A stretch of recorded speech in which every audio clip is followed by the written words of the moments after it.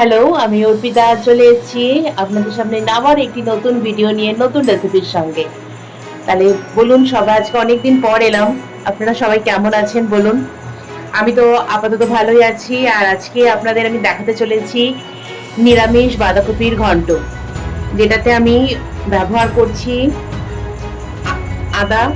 তাকে আমি ছেঁচে নিয়েছি আমল দিস্তাতে, মটরশুঁটি কেটে রেখেছি, কিছু টমেটো, তার সঙ্গে চেরা কাঁচা লঙ্কা, আর নিয়েছি নতুন আলু কয়েকটা, আর দুটো মিডিয়াম সাইজের বাঁধাকপি কেটে ধুয়ে রেখেছি। এবার যেটাকে আমি ভাপিয়ে নেব। চলুন তাহলে আমি রান্নাটা শুরু করি। আমি জলটা আগেই আমি গরম করতে দিয়ে দিয়েছিলাম। বাঁধাকপিটাকে একটু ভাপিয়ে নেব, আর তাতে দিয়ে নিচ্ছি হাফ টিস্পুন সল্ট। এতে আমি দিয়ে দেব বাঁধাকপিটা। আপনারা চাইলে ভাপ না দিতেও পারেন, কিন্তু আমি একটু ভাপিয়ে নিয়ে জলটা ফেলে দিই। কারণ কি, এটার যে একটা বিচ্ছিরি গন্ধ থাকে বাঁধাকপি, আপনারা বলতে পারেন যে সিজনাল, এখন না ভাপালেও চলে। অফ সিজনে যে বাঁধাকপি হয় সেগুলোকে ভাপতে, কিন্তু আমি অল টাইম একটু ভাপিয়ে নিই। ভাপিয়ে যদি একটু জলটা ফেলে দেন, তাহলে একটা বিচ্ছিরি একটা যে গন্ধ থাকে, অনেকে যেটা পছন্দ করেন না, তো সেটা আপনারা পাবেন না, সেটা থাকবে না। আর খুব তাড়াতাড়ি দেখবেন রান্নাটাও হয়ে যাচ্ছে। আপনাদেরকে অপেক্ষা করতে হবে না কতক্ষণে বাঁধাকপি থেকে জল বেরোচ্ছে, সেটা মজবে, রান্না হবে, তো টাইমও বেশি লাগবে না। তো আমি এটাকে 5-10 মিনিট শুধু হালকা করে একটু স্টিম দিয়ে এটাকে নামিয়ে জল ফেলে দিয়ে বাকি রান্নাটা করব। ততক্ষণ এটাকে চলুন ঢেকে দিই। ঢাকনাটা দিয়ে দিয়েছি, ততক্ষণ এটা হতে থাকুক। আর এর সঙ্গে আমি ফোড়নে কি কি দিচ্ছি, শুধু দেবো আদা বাটা, তেজপাতা আর শুকনো লঙ্কা সাদা চিড়ে। এছাড়া অন্য কিছু ব্যবহার করব না। আর সামান্য একটু ঘি ব্যবহার করব। তার আর আগে নামানোর আগে অল্প একটুখানি চিনি দিতে হবে। সেটা আমি পুরো রেসিপিটা আপনারা স্কিপ না করে দেখতে থাকুন শেষ পর্যন্ত। আশা করি সবার ভালো লাগবে। আর অবশ্যই সবাই কিন্তু বাড়িতেও করবেন। শীতকালে বাঁধাকপির তো অনেকে অনেকভাবে করেন, কি সারা বছরই করে। বাঁধাকপিটা এমন জিনিস, সমস্ত কিছু চাইনিজ খাবারেও যায়, এমনি ভাবে তরকারি রান্না করেও খাওয়া যায়। তো আজকে আমি যেহেতু একটু রাত হয়ে গেছে, ভিডিওটা বানাতে বানাতে অনেকটা রাতও হয়ে গেছে, এটা রাত্রে রুটির সঙ্গে আমি খাবো। অন্যান্য দিন এটা যদি দুপুর বেলায় আমি রান্না করি, তো তখন এটা কোনো সময় মাছের মাথা দিয়ে, রুই মাছের মাথা দিয়ে, বা কাতলা মাছের মাথা দিয়ে, বা আমি যেটা বেশি পছন্দ করি কাতলা মাছের তেল পটকা, যেটাকে আপনারা বলেন।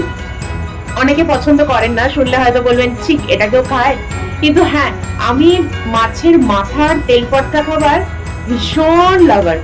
এত ভালোবাসি, মাছের দোকানে গেলে আগে খোঁজ করি মাছের মাথা আছে তো দাদা, আর তেল পটকা আছে তো।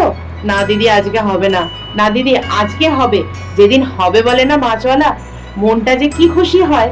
তো যাই হোক, চলুন তেল পটকা দিয়েও আমি বাড়িতে রান্না করি। আজকে রাত হয়ে গেছে, ভাতের কাছে কিছুই নেই।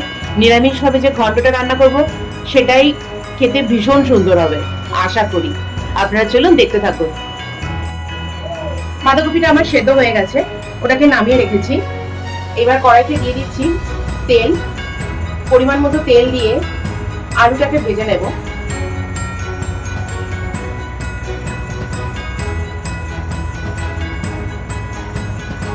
কড়াইতে দিয়ে দিচ্ছি কেটে রাখা আলুগুলো। আলুগুলো ভাজা হয়ে গেলে ওই তেলেই এক এক করে বাকি উপকরণ দিয়ে আমি রান্নাটাকে সেরে নেব। আর এতে দিয়ে দেবো অল্প একটু, সামান্য একটু নুন, হাফ টিস্পুন নুন। আলুগুলো ভাজা ভাজা হলে আলুগুলোকে তুলে রেখে দিয়ে তারপর বাকি উপকরণগুলোকে দিয়ে বাঁধাকপিটাকে রান্না করবো। চাইলে এটাকে ঢেকে দেওয়া যায়, কিন্তু আমি আর ঢাকবো না, যেহেতু একটু হালকা ব্রাউনিশ ব্রাউনিশ ফ্রাইটা চাই, তো সেই কারণে আমি আর ভাজছি, ঢাকাটা দেবো না, না ঢেকেই এটাকে করতে দেবো। এটা ভাজা হোক ততক্ষণে। তো চাইলে আপনারা আলুটাকে বাঁধাকপির সঙ্গে হালকা করে একটু ভাপ দিয়ে নিতে পারেন, তাতে আলুগুলোকে আলাদা করে তেলে একটু ফ্রাই করে নিতে পারেন, সেটাও হয়, সেটাও আমি করি। কিন্তু আমার নতুন আলু যেহেতু, সেগুলোকে আর ভাপ দিয়ে নরম করার কোনো ইচ্ছা নেই। নতুন আলু একটু হালকা করে ফ্রাই করে তারপর সেটাকে বাঁধাকপি হয়ে আসার মুখ দিয়ে যখন দেবো, জিনিসটা একটা অন্যরকম একটা টেস্ট হবে। তো সেই জন্য আমি ওটাকে আর ভাপ দিয়ে নিই। আপনারা চাইলে বাঁধাকপির সঙ্গে এটাকে অল্প করে আলুগুলো ভাজা হচ্ছে, ততক্ষণ চলুন একটু আপনাদের সঙ্গে গল্প করে নেওয়া যাক। আজকে ভেবেছিলাম বাঁধাকপির পকোড়া এই রেসিপিটা নিয়ে আপনাদের সামনে আসবো। আমাদের যারা যারা বোম্বেতে থাকেন তারা তো জানবেন, আর যারা থাকেন না তাদের বলি, এখানে বাঁধাকপির পকোড়া এত ফেমাস, এত মানুষে খায়, মানে ইভিনিং এ স্ন্যাক্স বলতে যদি একটু চটপাটা কিছু চাওয়া যায় তো চাটনির সঙ্গে একটা স্পেশাল ওরা চাটনি তৈরি করে যেটার মধ্যে রসুন আর অনেক ধরনের ইনগ্রেডিয়েন্টস থাকে, সেটা আর তার সঙ্গে ছোট ছোট যেরকম আমরা ডালের বড়া খাই সেরকম ছোট ছোট বাঁধাকপির পকোড়া করে, এক একটা 1 টাকা করে নেয়। তো এত সুন্দর লাগে ওটা খেতে, তো ভেবেছিলাম বাড়িতেই ট্রাই করি। বাইরে থেকে একবার খেয়ে ব্যাপারটাকে বুঝলাম যে কিভাবে করতে হয়। আর আগের দিন তো ফুলকপি পকোড়া করেছিলাম বাড়িতে, কারণ শীতকাল মানেই ভাজাভুজি। কিন্তু শীতকাল তো বলছি, আপনারা কে কোথা থেকে দেখছেন আমার ভিডিওটা অবশ্যই কমেন্ট করে জানাবেন। আর এখানে তো শীত বলে কিছু পড়ে না, আমি চেষ্টা করব যে শীতে পিঠে পুলি নিয়ে আসার জন্য, অবশ্যই আমি করবো, সেই রেসিপি আপনাদের সামনে আনবো। কিন্তু এখানে শীতের পর্যন্ত নেই, তো এই কারণে শীতের ওই যে একটা আমেজ, একটু রসিয়ে কষিয়ে খাওয়া, একটু নতুন আলুর দম, গুড়ি গুড়ি আলুর দম, বা একটু ফুলকপির পকোড়া, বা একটু বেগুনি সন্ধ্যেবেলায় সঙ্গে একটু 1 কাপ চা তার সঙ্গে মুড়ি নিয়ে, তো এই আমেজটা এখানে আসে না, তৈরি করা যায় না, কারণ এখানে সেই ঠান্ডা নেই। হ্যাঁ, কালকের রেডার বলছে কালকে টেম্পারেচার এখানে উইদিন 9 ইয়ার্স এর মধ্যে সব থেকে কম হয়েছিল, যেহেতু হাওয়াটা ছিল, ঠান্ডাটাও একটু হালকা ঠান্ডা লেগেছে, কিন্তু তাই বলে সোয়েটার পরার মতো নয়, জাস্ট ক্যাজুয়ালি যে এতটা গরম থাকে সেটা থেকে একটু রিলিফ পাওয়া গেছে, এটাই ব্যাপার।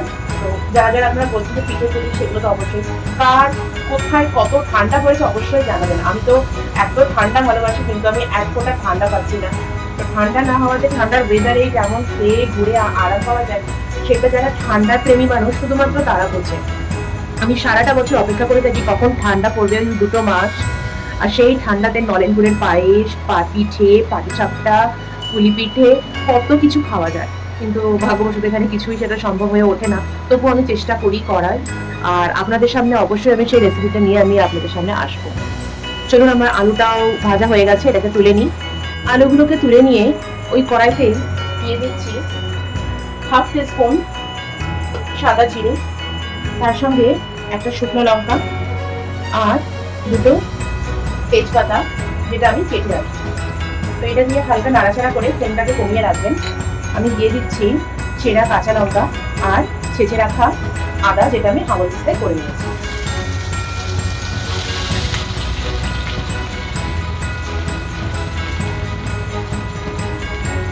এরপরে আমি দিয়ে দেবো তেলের ওপর, যেহেতু আমি বাঁধাকপিটাকে ভাপিয়ে রেখেছি, আমি টমেটোটাকে তেলের ওপর এখনই দিয়ে দেবো। যারা আপনারা বাঁধাকপি না ভাপিয়ে করছেন, যেহেতু সিজনের বলে, তারা কিন্তু টমেটোটা লাস্টে ইউজ করবেন, যখন বাঁধাকপি হয়ে আসবে সেই সময় কিন্তু আপনারা টমেটোটা দেবেন, না হলে কিন্তু টমেটো টকে বাঁধাকপি বা যে কোনো কিছু বলেন, টক যখনই খাবারে পড়ে যায়, আজকে ছোট্ট করে একটা ট্রিক্স অ্যান্ড ট্রিক্স বলে দিই আপনাদের, টক যখনই পড়ে যায় তখন সেটা সেদ্ধ হবে না, তো টমেটোটার জন্য লাস্টের দিকে দিতে হয়। যেহেতু আমি সেদ্ধ করে রেখেছি, তো টমেটোটা আমি এখনই দিয়ে দিলাম। আর এর সঙ্গে মটরশুঁটিটা একটু পরে দেবো, এই মুহূর্তে দেবো না, মটরশুঁটি দেবো একটু পরে, ততক্ষণ এটা হতে থাকুক। এতে আর আমি হলুদটা দেবো কপিটা দেওয়ার পরে, নাহলে হলুদটা পুড়ে যাবে। টমেটোটা নরম নরম হয়ে এসছে, এখন আমি দিয়ে দেবো ছাড়ানো মটরশুঁটি দেবো। মটরশুঁটিগুলো দিয়ে হালকা নাড়াচাড়া করে এতে দিয়ে দেবো পরিমাণ মতো নুন। নুনটা পুরো বাঁধাকপির জন্যই আমি ইউজ করছি, এরপরে আর দেবো না, কপি দেওয়ার পরে। 1/2 টেবিল স্পুন নুনটা দিয়ে ভালো করে নেড়ে চেড়ে এতে আমি দিয়ে দেবো হলুদ গুঁড়ো, যেটা দেবো 1/2 টিস্পুন, আর দেবো অল্প করে জিরের গুঁড়ো, সেটা হচ্ছে 1/2 টিস্পুন। এতে আর কোনো মশলা ইউজ হবে না। এটাকে ভালো করে নাড়াচাড়া করে, গ্যাসের ফ্লেম কমানোর কোনো প্রয়োজন নেই, খুব বেশি নাড়াচাড়া করার দরকার নেই, কারণ হলুদটা না হলে পুড়ে যাবে। এতে আমি দিয়ে দেবো ভাপিয়ে রাখা বাঁধাকপিটা।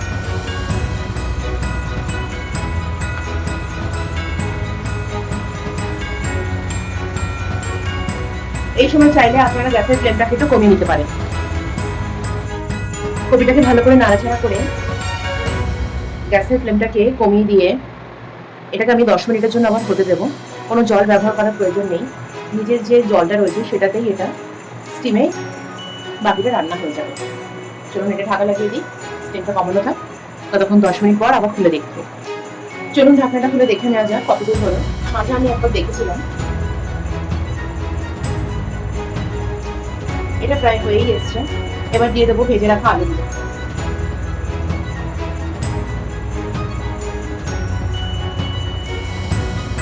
আর তার সঙ্গে দিয়ে দেবো অল্প পরিমাণে চিনি, 1 টিস্পুন চিনি আমি এতে দিয়ে দিলাম, 1 টিস্পুন। গ্যাসের ফ্লেমটা কিন্তু এখন কমানোর প্রয়োজন নেই, কমালে পরে জল ছেড়ে যাবে। তো গ্যাসের ফ্লেমকে হাই রেখে আমি কপিটাকে ভালো করে কষিয়ে নেব।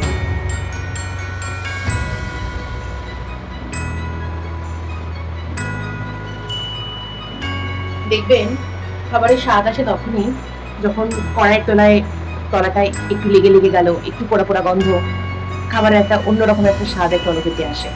কেউ বলেন যে হ্যাঁ নিচে লেগে গেল, কিন্তু ঠিক তা নয়। ব্যাপারটা যত কষানো হবে তত রসালো হবে, তত খেতে মজা হবে। রসে বসেই তো আমরা বাঙালি, তাই না? কথাই আছে। চলো বাকিটা আবার কষিয়ে নিই। বাঁধাকপিটা প্রায় হয়েই এসছে, এটা আমি দিয়ে দেবো 1/2 টেবিল স্পুন ঘি,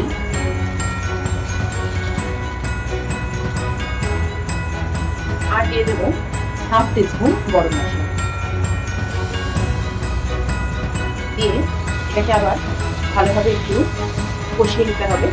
দেখুন নিচটা ধরে ধরে এসছে, আর বাঁধাকপির নিজের যে এনহ্যান্সটা সেটাও এবার ধরে হচ্ছে। বাঁধাকপি একটু নিরামিষ বাঁধাকপি রুটি বলুন, পরোটা বলুন, জাতিদের সঙ্গে বা ভাতের সঙ্গেও, দুপুরবেলা ভাতের সঙ্গে সেটাও জমে যায়।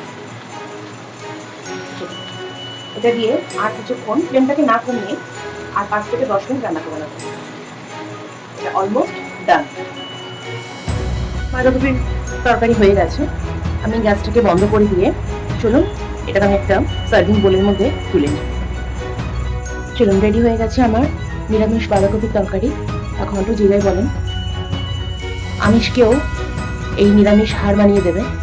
আপনারা বাড়িতে অবশ্যই করবেন, ট্রাই করবেন, আর যারা খান এইভাবে অবশ্যই জানাবেন। আর এটা আরেকটা ভাবে খাওয়া যেতে পারে, অনেকে মুড়ির সঙ্গেও এটা খায়। তো আপনারা কে কি দিয়ে খান, কোনটা দিয়ে পছন্দ করেন, অবশ্যই কমেন্টস করে জানাবেন। চলুন আজকের মতো এই পর্যন্তই, আবার দেখা হচ্ছে আপনাদের সঙ্গে পরবর্তী একটি নতুন রেসিপি নিয়ে, নতুন ভিডিওর সঙ্গে। আজকের মতো টাটা, বাই বাই। সবাই ভালো থাকবেন, সুস্থ থাকবেন, সাবধানে থাকবেন। আবার দেখা হচ্ছে পরবর্তী একটি ব্লগে। ততক্ষণের জন্য টাটা।